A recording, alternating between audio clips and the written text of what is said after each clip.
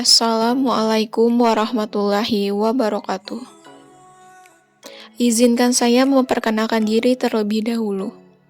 Saya Novia Arianti, Angkatan 10, Kelompok 4, dengan nomor daftar hadir 35, peserta Lasar BPSDMD Kalsel dari instansi pemerintahan Kabupaten Hulu Sungai Utara dengan jabatan pelaksana atau terampil nutrisionis. Kali ini saya mendapat tugas mengenai analisa isu efektivitas kinerja individu berdasarkan tupoksi nutrisionis. Pemecahan isu kontemporer dalam video ini terdiri dari 5 tahapan.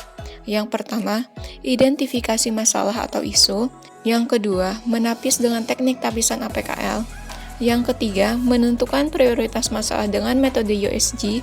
Yang keempat, menganalisis isu sampai ke akar dengan metode Fishbone. Dan yang kelima, evaluasi isu menggunakan metode SWOT. Setelah itu, saya akan menentukan rekomendasi alternatif penyelesaian isunya.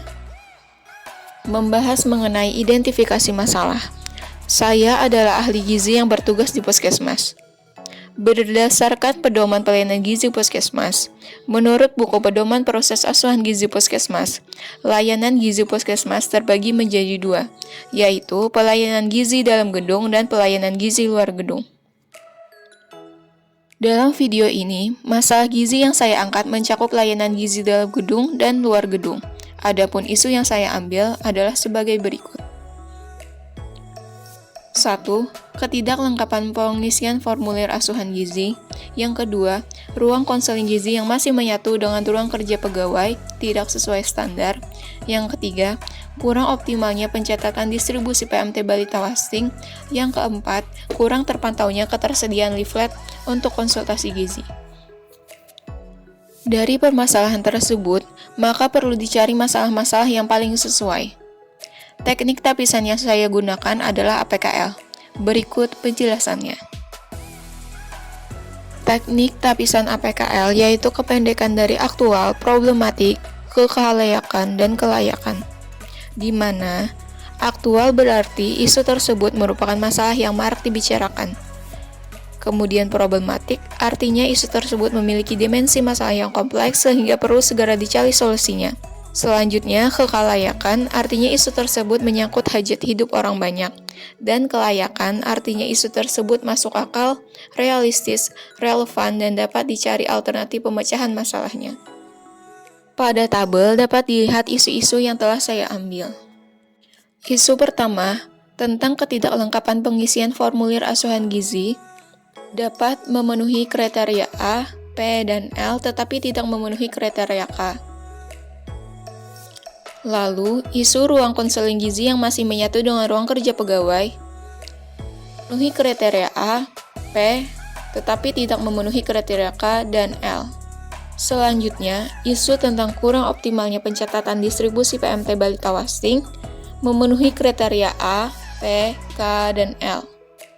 Dan yang terakhir, isu tentang kurang terpantaunya ketersediaan leaflet untuk konsultasi gizi, memenuhi syarat A, P, K, dan L. Dikarenakan ada 2 isu yang memenuhi syarat, maka diperlukan metode USG untuk menentukan prioritas masalahnya. Analisis USG, yaitu urgency, seriousness, dan growth. Urgency artinya seberapa mendesak suatu isu harus dibahas, dianalisis, dan ditindaklanjuti. Kemudian, seriousness artinya seberapa serius suatu isu harus dibahas dikaitkan dengan akibat yang ditimbulkan. Lalu, growth artinya seberapa besar kemungkinan memburuknya isu tersebut jika tidak ditangani segera. Bobot nilai kualitas isu metode USG. Yang pertama, urgency atau mendesak. Bobot 1 untuk sangat kurang mendesak. Bobot 2 untuk kurang mendesak. 3 cukup mendesak, bobot 4 untuk mendesak, dan 5 sangat mendesak. Kemudian, seriousness atau kegawatan. Bobot 1 untuk sangat tidak gawat, bobot 2 untuk kurang gawat, bobot 3 untuk cukup gawat, bobot 4 untuk gawat, dan 5 sangat gawat. Lalu, bobot untuk growth atau pertumbuhan. 1. Untuk sangat tidak cepat. Bobot 2 untuk kurang cepat. Bobot 3 cukup cepat. Bobot 4 cepat. Dan bobot 5 untuk sangat cepat. Dari tabel dapat dilihat kurang optimalnya pencatatan distribusi PMT balita wasting memiliki kriteria mendesak, gawat, dan sangat cepat dengan total nilai 13. Dan kurangnya keterpantauan ketersediaan leaflet untuk konsultasi gizi mendapatkan kriteria cukup mendesak, kurang gawat, dan sangat cepat dengan total bobot nilai 10. Maka, prioritas masalahnya adalah kurang optimalnya pencatatan distribusi PMT balita wasting. Kemudian, langkah selanjutnya adalah menganalisis akar-akar dari isu tersebut menggunakan metode Fishbone. Pendekatan Fishbone diagram berupaya memahami persoalan dengan memetakan isu berdasarkan cabang-cabang terkait. Namun demikian, Fishbone diagram atau diagram tulang ikan ini lebih menekankan pada hubungan sebab akibat, sehingga seringkali juga disebut dengan cause and effect diagram atau Ishikawa diagram karena diperkenalkan oleh Dr. Kaoru Ishikawa, yang mana adalah seorang ahli pengendalian kualitas dari Jepang. Fishbone diagram akan mengidentifikasi berbagai sebab potensial dari suatu efek atau masalah dan menganalisis masalahnya sampai ke akar.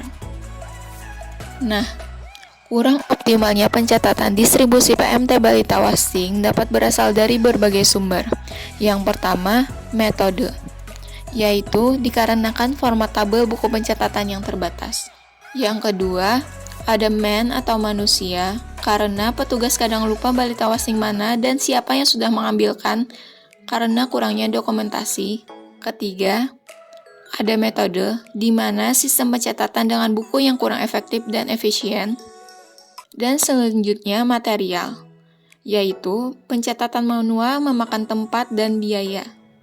Kemudian masalah tadi akan dievaluasi, divalidasi, dan diklarifikasi menggunakan metode SWOT.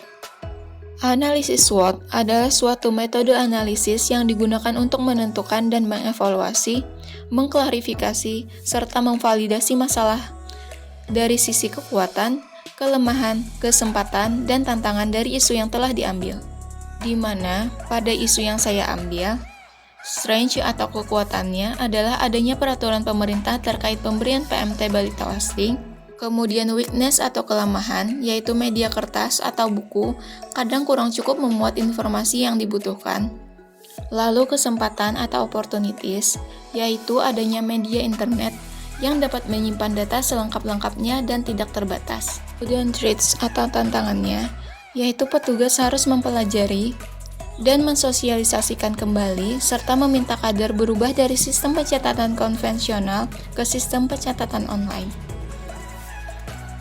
Dari isu yang ada, saya merekomendasikan alternatif penyelesaian isunya, yaitu membuat Google Form sebagai pencatatan distribusi PMT balita wasting. Dengan tahapan, 1. Membuat formulir di Google Form.